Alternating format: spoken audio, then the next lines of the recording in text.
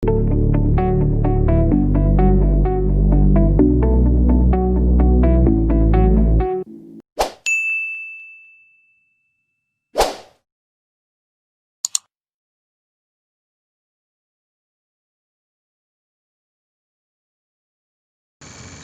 kawan-kawan pintar, kembali lagi di channel kesayangan kita semua. Dengan host kalian, saya Adityansyah. Apakah kalian pernah berjualan?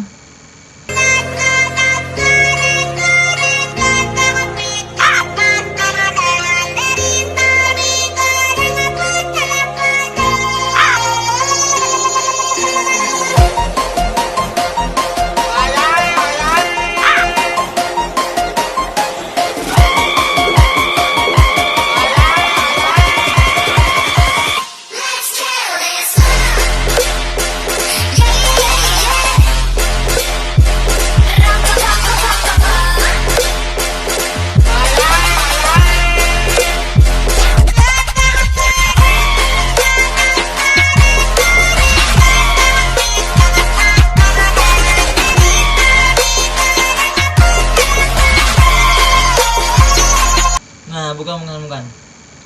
Yang dimaksud itu adalah berjualan di e-commerce ya. Apa itu e-commerce? E-commerce adalah sebuah toko online atau yang biasa kita tahu itu seperti Tokopedia, Shopee, dan lain-lain. Spicy meat. Yeah, boy. Tapi tahukah kalian e-commerce terbesar yang dikenal seluruh dunia dan siapakah pendirinya itu? Nah, pendirinya ini berhasil menggeser kedudukan orang terkaya nomor satu selama bertahun-tahun. Orang terkaya nomor satu itu sebelumnya adalah Bill Gates. Wow. Siapakah orang ini? Biar gak makin kepo, mari kita langsung saksikan saja videonya. Kisah masa kecil hingga dewasa Jeff Bezos.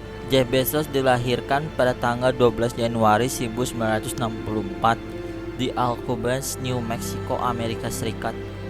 Ketika ibunya Jacqueline Bezos masih remaja. Pernikahan sang ibu dengan ayahnya yang bernama Ted Jorgensen hanya berlangsung tidak lebih dari 2 tahun. Ayah tiri Bezos, Miguel Bezos, merupakan warga negara Kuba yang berimigrasi ke Amerika Serikat. Pada usia dini, Jeff Bezos telah menunjukkan bakat mekanik yang mencolok. Ketika balita, Jeff Bezos berusaha membongkar tempat tidurnya dengan obeng. Jeff Bezos mulai mengalami ketertarikannya pada dunia sains seperti memasang alarm listrik, dan setiap musim panas Jeff Bezos sering menghabiskan waktu tinggal di peternakan kakeknya. Jeff Bezos selalu memperbaiki kincir angin dan traktor yang digunakan dalam berternak. Memasuki bangku SMA, Jeff Bezos mengikuti program pelatihan sains di University of Florida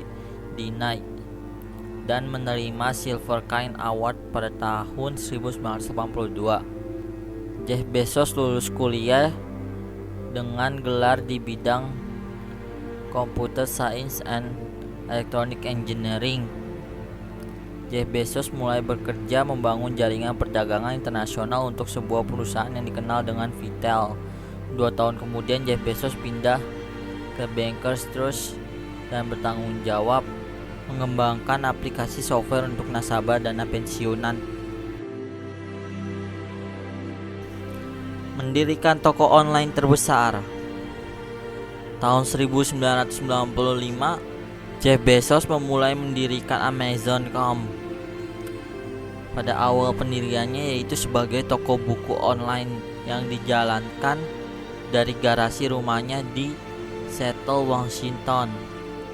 Jeff Bezos sebelumnya telah melakukan penelitian dengan membuat daftar 20 perusahaan mail order teratas dan mengamati bahwa tidak ada penerbit buku yang memiliki mail order, karena membuat katalog yang komprehensif akan memerlukan ribuan halaman dan akan memakan budget besar jika melakukan penawaran lewat email.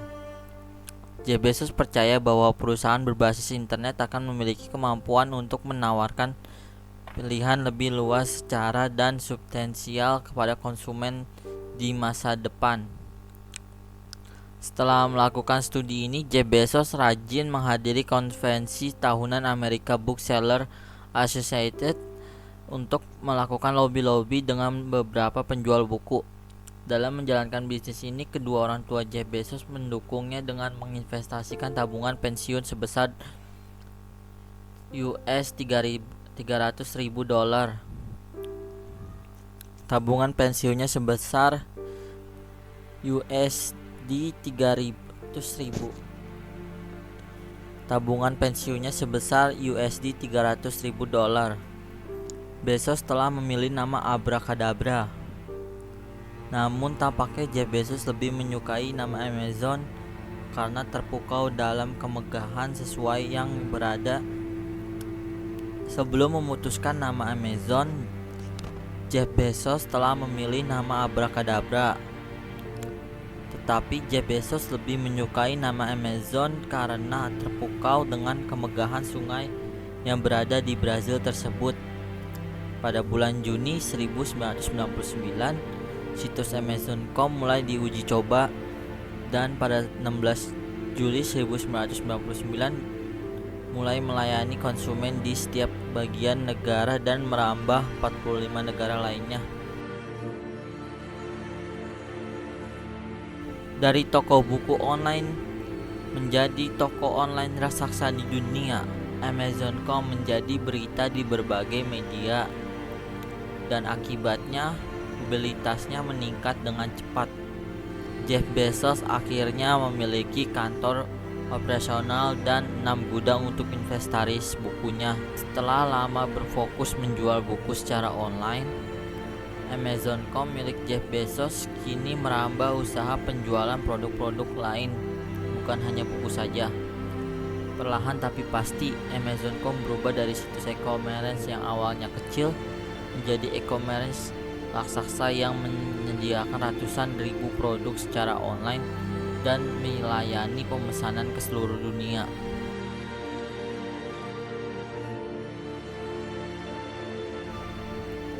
Menjadi orang kaya baru. Naluri bisnis Jeff Bezos tidak meleset. Amazon.com terus berkembang setiap tahunnya. Jeff Bezos selalu berada di ranking orang terkaya di dunia meskipun selalu dalam kondisi fluktuatif. Contohnya, tahun 1999, Jeff Bezos masuk ke dalam peringkat 19 dengan besar US 10 miliar. Sebaliknya di tahun 2002, Jeff Bezos terpuruk di peringkat 293 dengan kekayaan total US 15 miliar dolar. Di tahun 2007, Jeff Bezos kembali memperbaiki statusnya menjadi peringkat 35 dengan total kekayaan US 87 miliar. Meskipun selalu tergusur dalam peringkat 10 besar orang terkaya di seluruh dunia, pada tahun 1998 Jeff Bezos memiliki 41 saham Amazon.com, namun jumlahnya berkurang menjadi 24,26%, sekitar 100 juta lembar saham pada tahun 2006.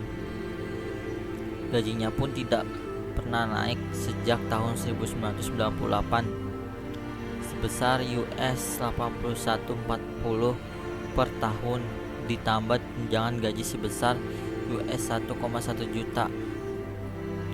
Kekayaan yang dimiliki sekarang tentunya sebagai buah dari keberanian dan kreativitas dalam mencari peluang bisnis secara mandiri. 20 tahun silam, Amazon.com yang dulunya hanya menjual buku-buku melalui internet kini sukses menjadi salah satu raksasa e-commerce dunia dengan menjual berbagai jenis barang. Dari tahun ke tahun, pendapatan Amazon.com terus berkembang.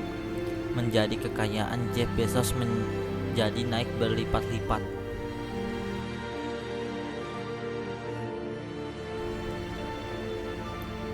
Menjadi orang terkaya di dunia. Oh my god! Wow!